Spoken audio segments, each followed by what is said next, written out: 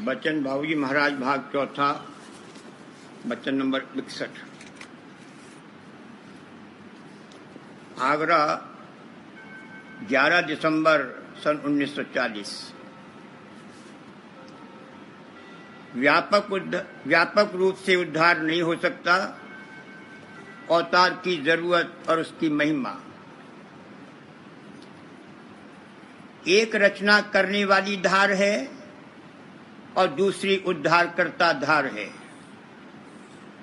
रचना करने वाली धार का काम सिर्फ रचना करना है। उससे केवल विस्तार हो सकता है, उद्धार नहीं हो सकता। उद्धार के लिए अवतार की जरूरत है।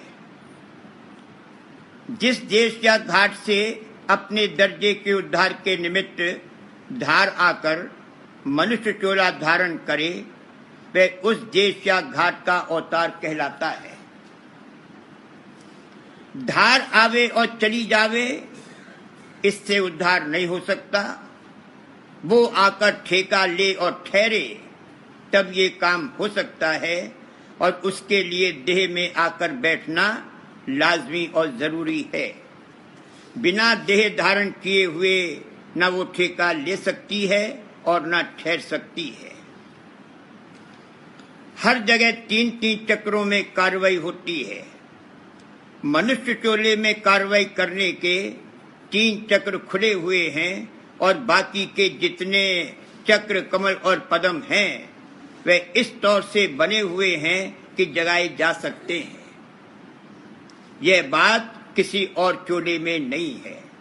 इसलिए मनुष्य चोले को श्रेष्ठ माना गया है और उसको नर अवतार करके कहा है। कमरे की दीवार में छेद हो तो उसमें सूर्य की किरण और रोशनी आ सकती है और उस छेद में झांककर सूर्य के दर्शन किए जा सकते हैं। और अगर सूर्य की किरण की तरह सूक्ष्म बन जाएं, तो उसके द्वारा सूर्य में पहुंच सकते हैं। वो छेद खुद सूर्य नहीं है, बल्कि एक ऐसा द्वारा है जहां सूर्य की किरण आती है और उसके जरिए से सूर्य से संबंध कायम किया जा सकता है। इसी प्रकार मनुष्य शरीर में जो चक्र, कमल और पद्म बने हैं, वहां उनसे ताल्लुक रखने वाले देशों और घाटों का आकाश तत्व रखा हुआ है और वे द्वारे हैं, जहां से उन देशों और घाटों से संबंध कायम किया जा सकता है और वहां रसाई हो सकती है। पशु चोले में कार्रवाई करने वाले नीचे के 3 चक्र खुले हुए और जगे हुए हैं। बाकी के चक्र, कमल और पद्म न तो साफ साफ और अलग अलग बने हुए हैं और न वे खोले और जगाए जा सकते हैं। मनुष्य से ऊपर के चोलों में अपनी कार्रवाई करने के 3 चक्र या कमल खुले हुए हैं। नीचे के चक्र बने नहीं हैं और ऊपर के कमल और पद्म बने हैं, मगर वे खोले नहीं जा सकते। मनुष्य चोले में अगर कंठ चक्र की शक्ति जाग जाए तो इस सूर्य में पहुंच सकते हैं। अगर छठे चक्र पर जाग जाए तो इस सूर्य के ऊपर जो चंद्र है उसमें पहुंच सकते हैं। और जितने चोले हैं वे सब फल भोगने के हैं। मनुष्य चोला ही सिर्फ ऐसा है जहां बोया जा सकता है और कमाई की जा सकती है। ब्रह्मांड में जो सत्य देश की सुरतें वास कर रही हैं, उनको भी जब ऊपर जाने की अभिलाषा होगी, तब मनुष्य चोले में आवेंगी और करनी व अभ्यास करके सत्य देश में जाने के काबिल होंगी। पशु चोले में परलोक का सवाल ही नहीं उठता। पशु आगे के लिए भी बंदोबस्त करता है, मगर सिर्फ उसी रूप और देह के संबंध में। परलोक का पहल सवाल मनुष्य चोले में आकर पैदा होता है। इसलिए मनुष्य चोले की महिमा है।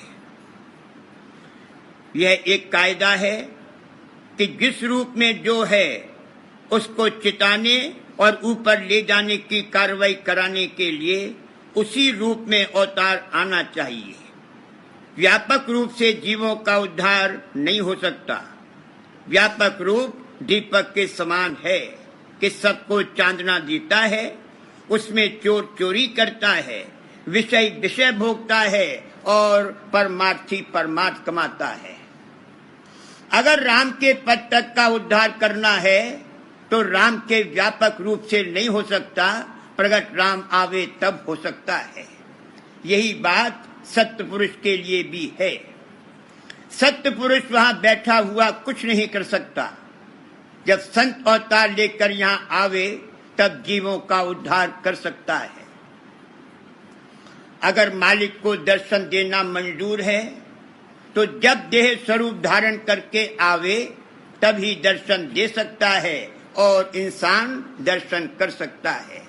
सिवा इसके मालिक के दर्शन करने की और कोई रीति है ही नहीं। भक्तमाल में भक्तों की कथाओं में वर्णन आया है कि किसी भक्त को मालिक ने घोड़े पर बैठे हुए सवार के रूप में दर्शन दिए।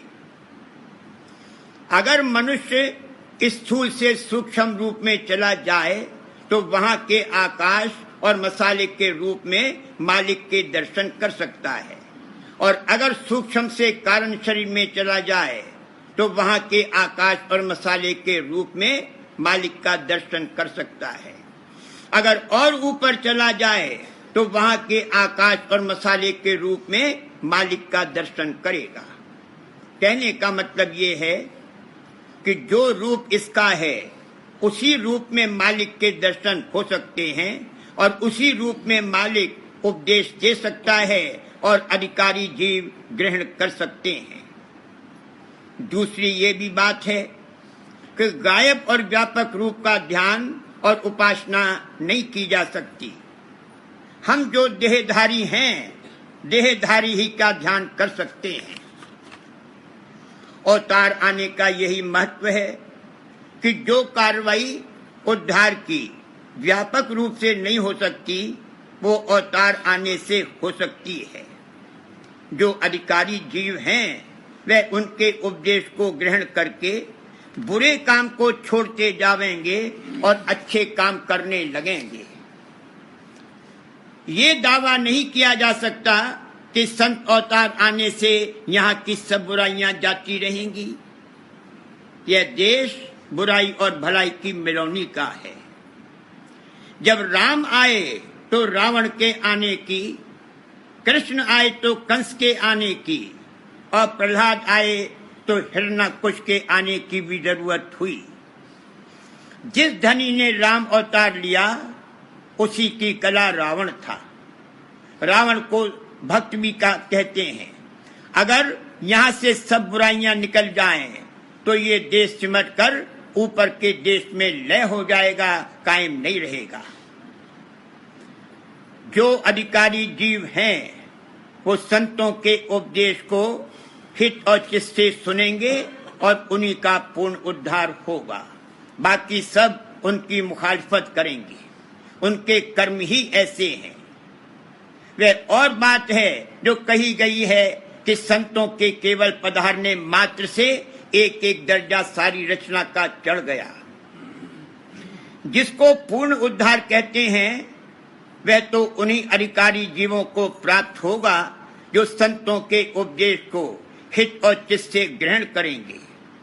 दुनियादारों की तरफ से जो मुखालिफत होती है वह तो होती ही है, मगर संत मत में आकर भी ऐसे जीव हैं जो संत मत के जारी होने में मुखिल होते हैं।